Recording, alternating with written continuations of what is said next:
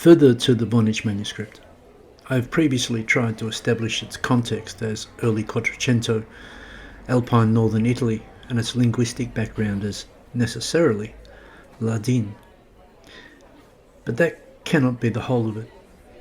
In this presentation, further to that hypothesis, I offer a different approach to the problem of Voynichese, the Voynich language and text, as follows.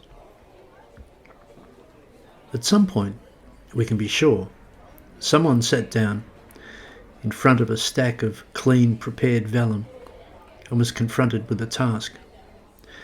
That task was to write onto that vellum in text and illustrations a certain body of knowledge. We then know that first thing, the first step, the person thought it necessary to invent, borrow, or adapt a set of characters and glyphs, an alphabet, in order to accomplish this task. This means that they also felt that the commonly available scripts of the period were not adequate to or appropriate to the task. In any case, the formation of the character set must have happened very early in the process, before any marks were made, when the vellum was fresh and clean, or indeed even before the vellum was purchased. Such an artifact as the Voynich manuscript takes planning, and very early in the planning, a first fundamental step was the construction of the character set. We can't offer a comprehensive study of the character set here, but we can wade through the voluminous swamp of linguistobabble that constitutes Voynich studies and make some general but solid and hopefully useful observations. First, the full set of characters and glyphs number about 36, but some of these are unclear and disputed and may be mistakes or variations, and in any case are exceedingly rare. The vast bulk of the text is actually made up of a basic character set of about 17 to 20 characters, depending again on how you like to count them. Obsessing about variants and minor differences obscures this important fact. There is a basic core character set. There is then a small group of rare glyphs which are supplementary to that core set. This basic distinction is not made often enough.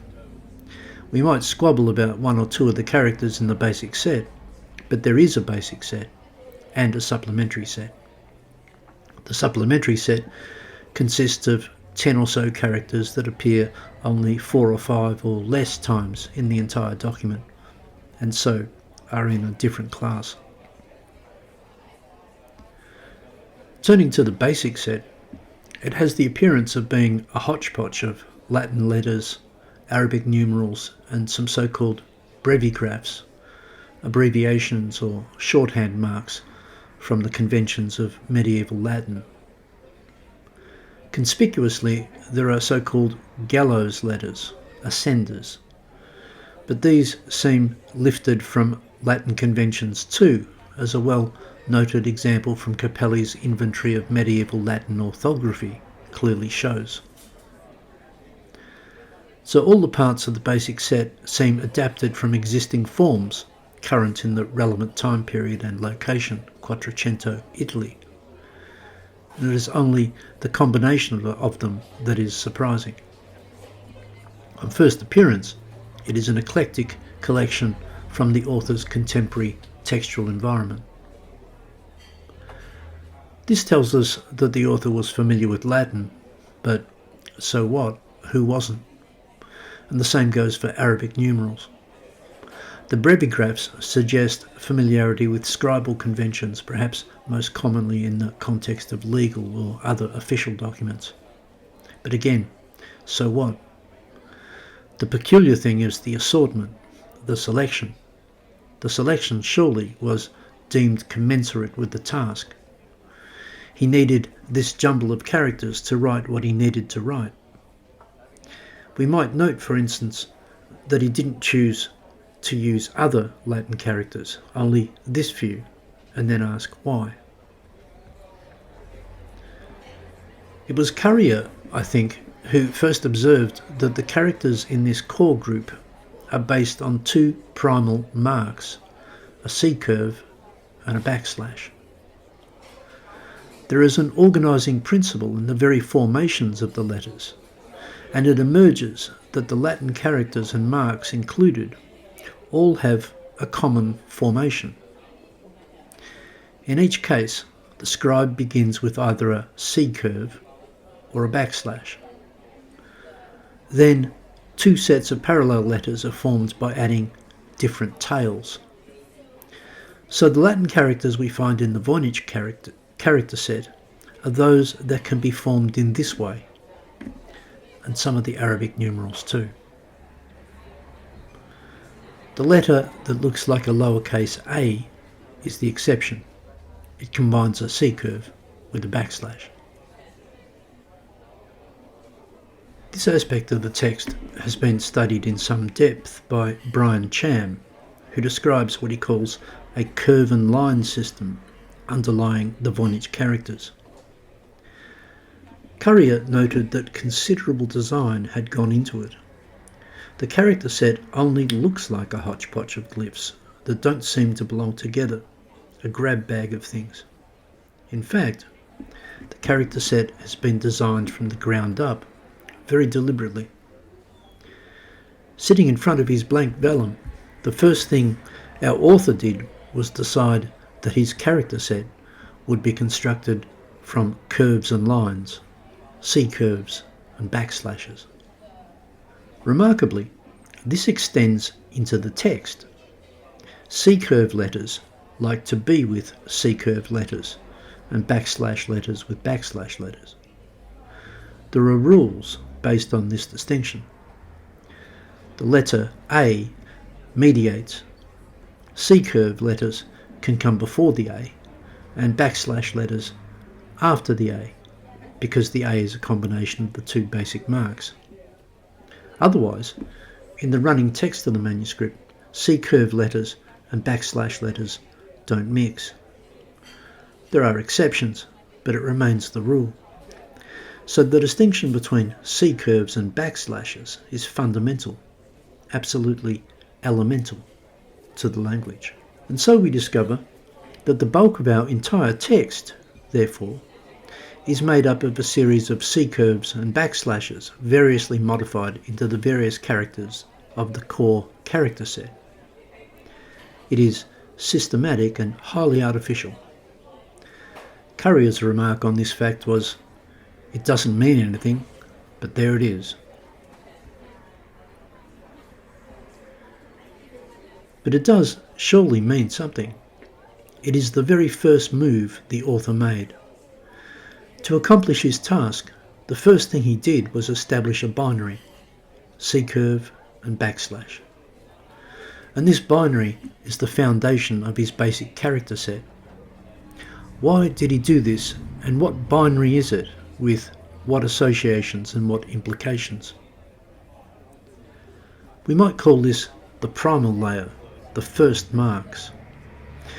And in a medieval mind, this primal binary will carry unquestionably certain associations, maybe left and right, night and day, male and female, secular and sacred, lunar and solar, or many of these in parallel.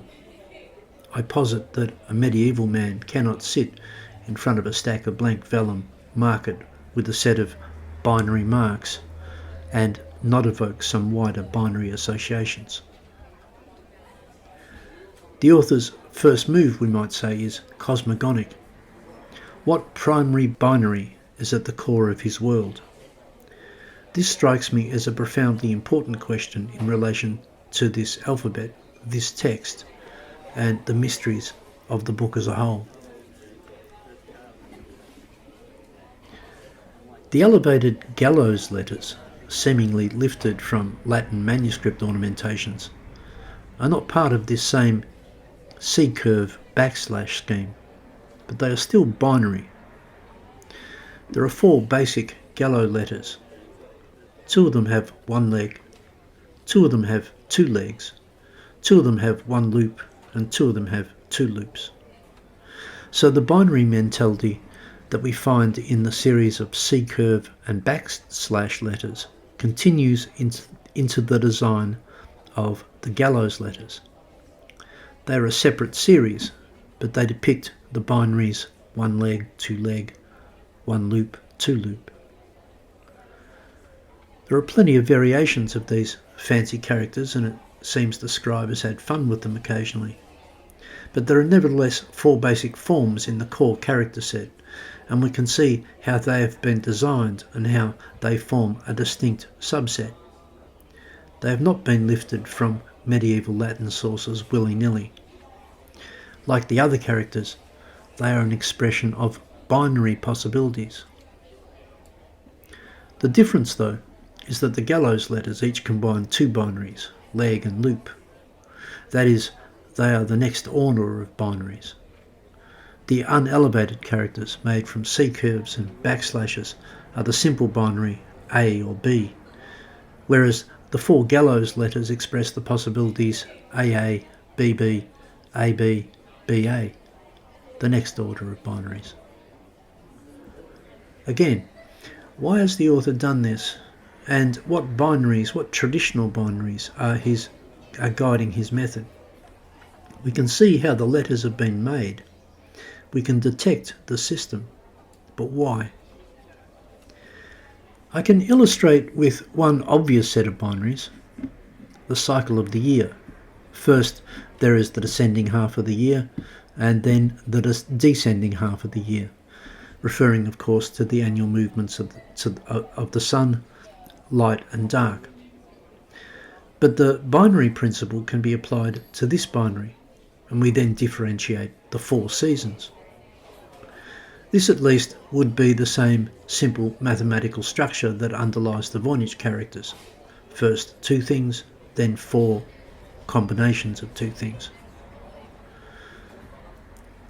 I'm not saying that the cycle of the year, is the operative parallel, only that the structural design of the character set, the curves and lines and the gallows letters, suggests something of that nature. In a more cosmological or alchemical setting, it might suggest such a series as the 2 primal elements, then from them the 4 elements, or similar. A further series is created by inserting gallows letters between 2 C-curves, the 4 so-called benched gallows. They behave as separate characters.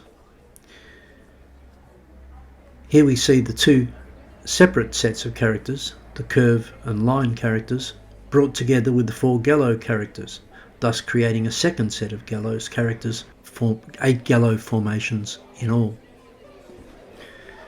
Each of the series, curve and line, has 4 main expressions, so we have 8 of those, and 4 gallows and 4 bench gallows, 16, plus the letter A. This whole group of 17 letters seems made from the same design. I follow Courier here. This sort of binary structure is similar, New Age syncretists will leap to point out at this juncture, to what we know in the I Ching, the Chinese oracle. And yes, it is, but so what? It's not complicated. It's just divide and divide again. It is just surprising to find it being used as the structural pattern for the Voynich character set, and by extension, the text written in it. That, though, is the nature of it. Our author, confronted with his empty vellum, first hit upon a primal division, C-curve and backslash, sun and moon, whatever. He crafted his basic character set from that, and from an additional subset, the gallows, 4 of them on the same or similar binary principles. Then mixed the 2 sets together to make an additional set of benched gallows, 4 of them, making 8 gallows forms in all. I think the steps, the sequence is 2, 4, 8. This basic set covers most purposes, but it seems not all, because it is then supplemented by a group of odds and ends from outside this design system. The point being that the Voynich character set, the basic set, accounting for the great bulk of the text, is very carefully designed, and designed according to a simple but quite rigorous binary foundation. Our author started with a primal binary and then pursued it. Again, it is important to think about this primal binary.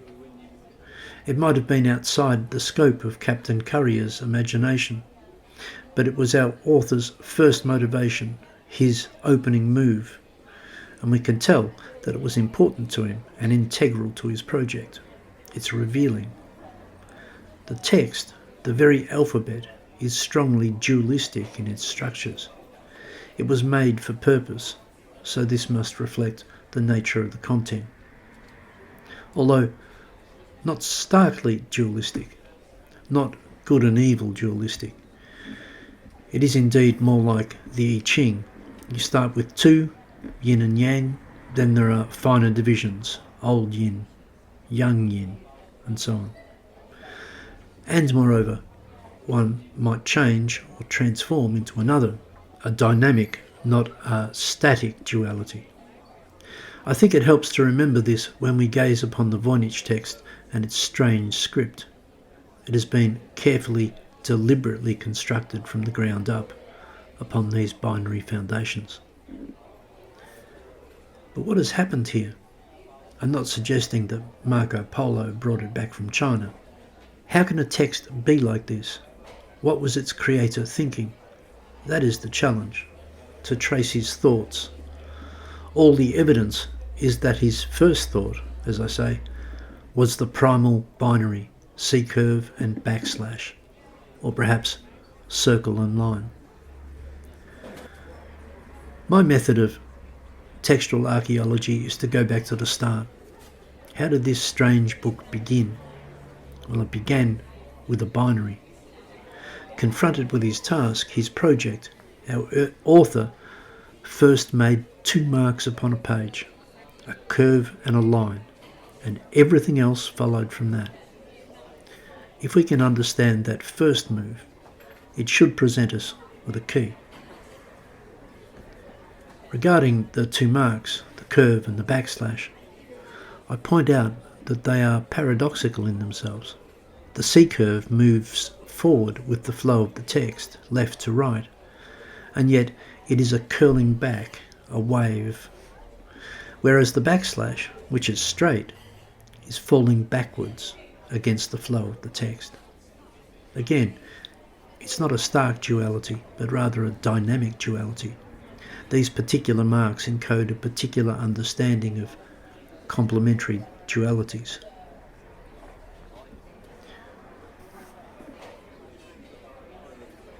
I can think of one context where this same progression, 2, 4, 8, is used in a parallel form to how we find it in the ancient Chinese oracle, namely in Geomancy. Geomancy is a magical operation, an oracle by which earth spirits, hence geomancy, are consulted typically by making some random series of dots or dashes in sand or on the ground, or else by means of knuckle bones or stones. It's a method of oracle in the medieval European tradition that proceeds by binary progressions. This, at the moment, would be my best guess for what arcane manipulation of language lies behind the Voynich character set, and by extension its text. I suggest that this, geomancy, for want of a better word, might be the source of the primal binary. As a general point, binary oracles are as common and as ancient as heads or tails. Geomancy is a development of a binary oracle after the same pattern we find in the simple structures of the Voynich manuscript. I point out that several of the characters in the supplementary character set are identifiable or similar to known geometric geomantic symbols. It has been pointed out before. Indeed, many of the diagrams and circles in the manuscript might be amenable to geomantic interpretation on the basis of the illustrations. Think of our author sitting before his stack of vellum. 2 marks implies either or, a choice. Either the C curve or the backslash, curved or straight. I suggest this might imply an oracular operation, curved or straight. This is what Currier, Cham and others have observed. From the first drop of ink, the question is, curved or straight? It is what it implies in the case of the I Ching, either yin or yang, here curved or straight. A structural sequence of 2, 4, 8 might be found in an oracular context, like this. What I'm saying is, the Voynich manuscript might, just might, be the record of certain oracles obtained by some geomantic method based on the principal binary either or, yes, no, made by means of straight or curved lines. This might be the source of the idea evident at the root of the character set. My reasoning is the character set has been made for the purpose, very deliberately. But look at how it has been made. What sort of text could that possibly serve? To what sort of text would such a system, a basic binary mathematical system, be appropriate? The answer might be an oracular text recording oracles made by oracular means based on that binary maths. So what I'm proposing is this, to extend it. The author needed such a character set of that design from its basic principles to record a text purportedly obtained by geomantic means from the spirits and nymphs of the landscape depicted and referenced in the book. This is the sense in which it is the language of the nymphs, or, as I've described it, a wizard's Ladin, since I think the author in question was most likely a Ladin speaker from Alpine northern Italy. The system of oracular geomancy used to consult the relevant spirits is, I suspect, recorded in parts of the document itself in various charts. But in any case, it is as I have described it. Figures, oracles, are generated in a binary manner, and then, of course, interpreted.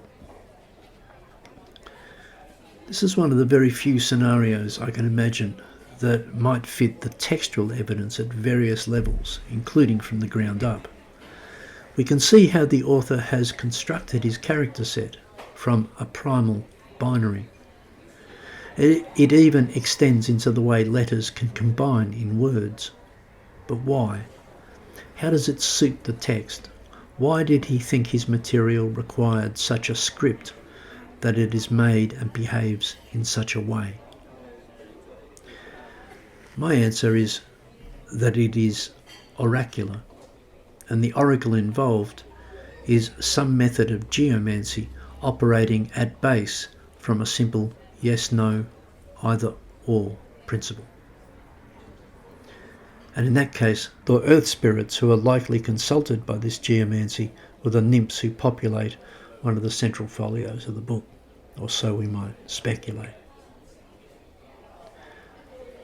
All his knowledge comes from the nymphs. He consults the nymphs through geomancy. He has made a character set on the principles of that geomantic system to record this oracular material.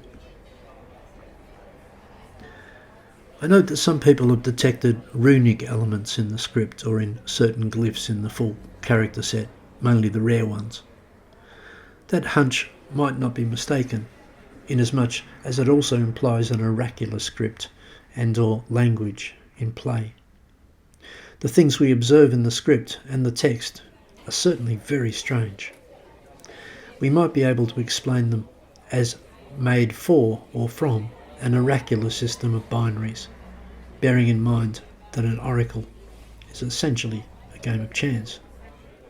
As a final complication, runic elements might conceivably point to deeper linguistic roots, for Ladin is built upon older Raetic, Etruscan and Celtic bedrock, and our oracular language might be a case of remnants seeping through.